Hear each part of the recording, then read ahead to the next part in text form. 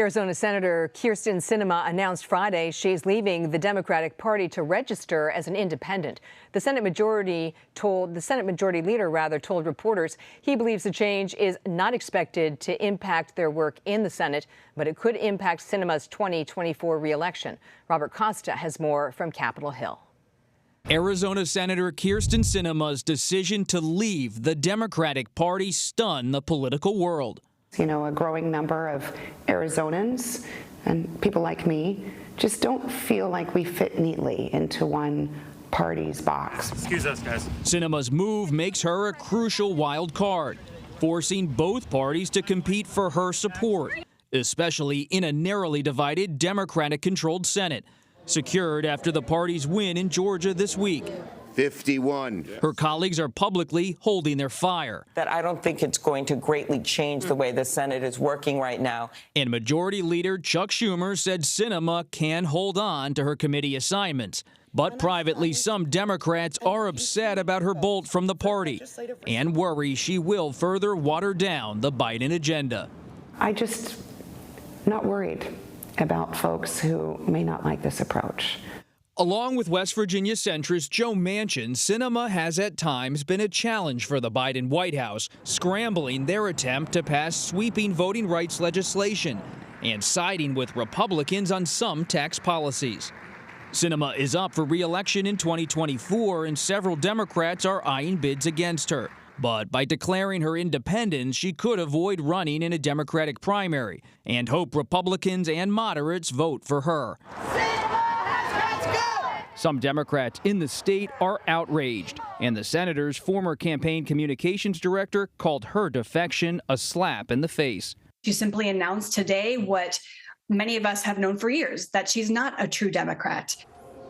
The two independent senators who have long been in the chamber have also long voted with the Democrats. But Senator Sinema's record will make her much harder to predict. Back to you, Catherine. Robert Costa, thanks. For more, let's bring in Wisconsin Democratic Senator Tammy Baldwin. Senator, before we get to the Respect for Marriage Act, will Senator Sinema's party change make it harder to achieve Democratic legislative priorities?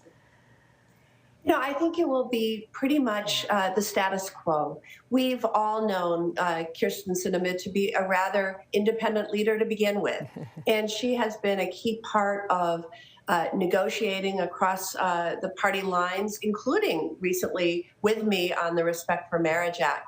I think the party change, or her declaring her independence, really reflects reality, and I think it will do very little to impact the changes that we're going to be able to make now that we are essentially at 51 rather than a 50-50 split.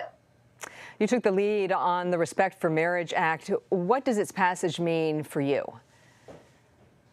Well, it is a long, long journey, and in many ways unfortunate that we even had to return to this idea of the Respect for Marriage Act, because until this past summer, when a very activist U.S. Supreme Court overturned Roe versus Wade, which had been considered settled law for nearly 50 years, we recognized immediately that the court, in calling that case wrongly decided, had really placed in jeopardy several other major cases affecting things like marriage, things like access to contraception. And the Respect for Marriage Act was needed to maintain certainty for those in interracial or same-sex marriages, that should the Supreme Court overturn those cases, that their marriages would still be legal and respected. This was a bipartisan piece of legislation. Does it reflect shifting and changing attitudes on gay marriage? You know, I think it is very reflective of changing attitudes, although I would say that the general public is changing hearts and minds at a much faster pace than the United States Senate.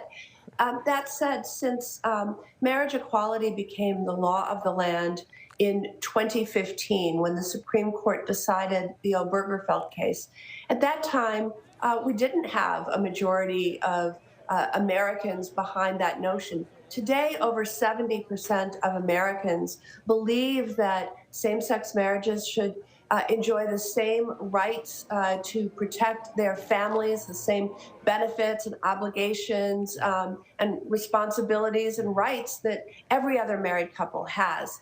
And so we are in a different place, in part because of the visibility of so many gay couples. I would hazard a guess that very few of my Republican colleagues don't have an extended family member or neighbor or staff member or fellow parishioner at their church who is gay and in a same-sex marriage. And so there were a lot more people who wanted to get to yes than we would have had just a decade ago. So what's the next logical step? More LGBTQ leadership on Capitol Hill, even the White House? Well, certainly visibility plays a key role in advancing changes. As I just mentioned, the visibility of the nearly million same-sex couples who have married in the U.S. since the Obergefell decision, that has changed hearts and minds. So the visibility of people running for office, having a seat at the table, does make a difference. But I think there's still a lot of legislative work to do to advance equality. We still don't have equal rights in housing, in public accommodations, in various other areas of law that affects individuals every day. And so I'm going to continue to work on the Equality Act. And also, I think it's really important that we acknowledge that as we pass the Respect for Marriage Act, still there are 35 states that still have laws on their books banning same-sex marriage. It would be nice to see some of those repealed in recognition of the ways in which our country is moving forward. And on 2024, do you have any reservations about supporting President Biden if he chooses to run again? None at all. I believe that with a 50-50 Senate under his leadership, we have passed remarkable legislation that has made huge impacts, whether it was fighting the pandemic with the American Rescue Plan or the bipartisan infrastructure law, which is really the most significant piece of infrastructure legislation we've seen in multiple generations. Whether it's the community safety legislation that takes the first sound steps with regard to gun safety that we've seen in 30 years. This has been a remarkable administration, and I certainly would stand by Joe Biden if he seeks the presidency again. Senator Baldwin, thanks. Thank you.